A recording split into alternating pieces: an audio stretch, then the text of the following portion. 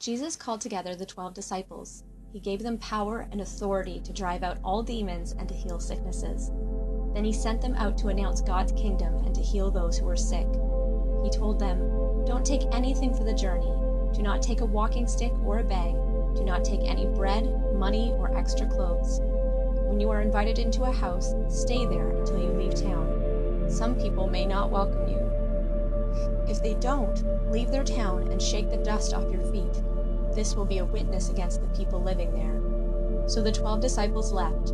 They went from village to village. They announced the good news and healed people everywhere. Now Herod, the ruler of Galilee, heard about everything that was going on. He was bewildered because some were saying that John the Baptist had been raised from the dead. Others were saying that Elijah had appeared. Still others were saying that a prophet of long ago had come back to life. But Herod said, "I had John's head cut off, so who is that I hear such things about?" And he tried to see Jesus. The disciples returned. They told Jesus what they had done. Then he took them with him. They went off by themselves to a town called Bethsaida, but the crowds learned about it and followed Jesus. He welcomed them and spoke to them about God's kingdom. He also healed those who needed to be healed. Late in the afternoon, the 12 disciples came to him. They said, "Send the crowd away. They can go to the nearby villages and countryside. There they can find food and a place to stay. There's nothing here." Jesus replied, "You give them something to eat." The disciples answered, "We have only 5 loaves of bread and 2 fish. We would have to go and buy food for all this crowd." About 5,000 men were there. But Jesus said to his disciples, "Have them sit down in groups of about 50 each." The disciples did so, and everyone sat down. Jesus took the 5 loaves and the 2 fish. He looked up to heaven and gave thanks.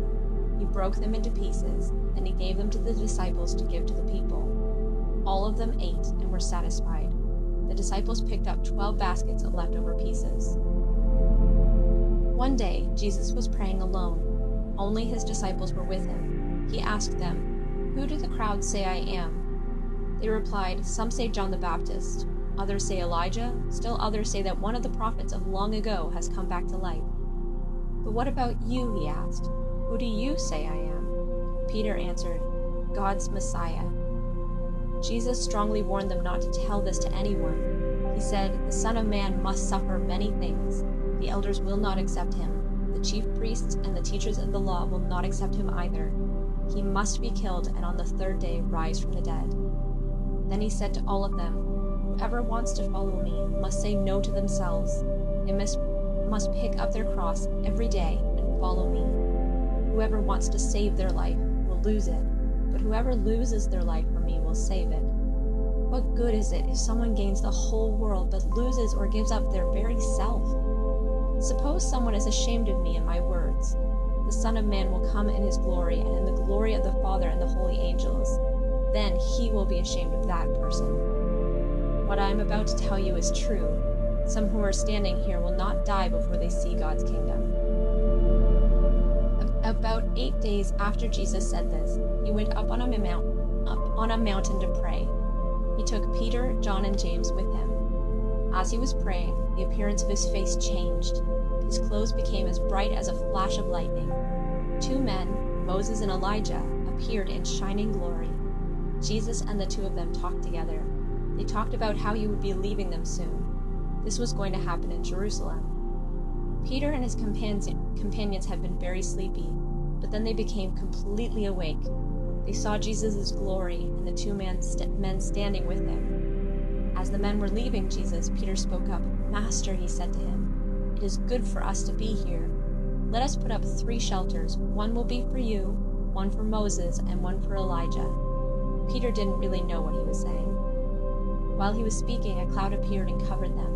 The disciples were afraid as they entered the cloud. A voice came from the cloud. It said, "This is my son, and I have chosen him. Listen to him." When the voice had spoken, they found that Jesus was alone. The disciples kept quiet about this.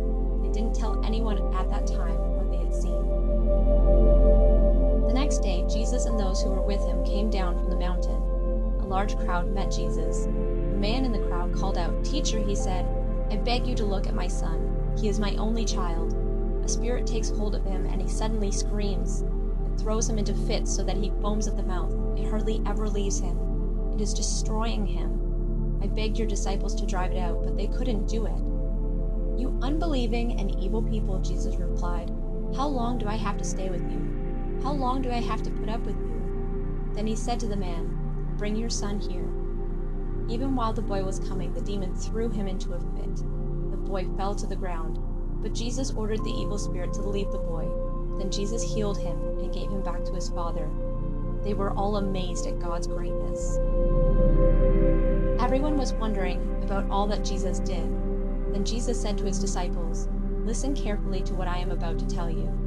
The Son of Man is going to be handed over to men." But they didn't understand what this meant. That was because it was hidden from them, and they were afraid to ask Jesus about it. The disciples began to argue about which one of them would be the most important person.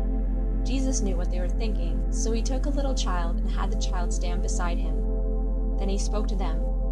"Anyone who welcomes this little child in my name welcomes me," he said. "And anyone who welcomes me welcomes the one who sent me. The one considered least important among all of you is really the most important." "Master," said John, "we saw someone driving out demons in your name. We tried to stop him because he is not one of us." "Do not stop him," Jesus said. "Anyone who is not against you is for you." The time grew near for Jesus to be taken up to heaven, so he made up his mind to go to Jerusalem. He sent messengers on ahead. They went into a Samaritan village to get things ready for him. But the people there did not welcome Jesus. That was because he was heading for Jerusalem. The disciples, James and John, saw this. They asked, "Lord, do you want us to call down fire from heaven to destroy them?" But Jesus turned and commanded them not to do it. Then Jesus and his disciples went on to another village. Once Jesus and those who were with him were walking along the road. A man said to Jesus, "I will follow you no matter where you go." Jesus replied, "Foxes have dens, birds have nests, but the Son of Man has no place to lay his head." He said to another man, "Follow me."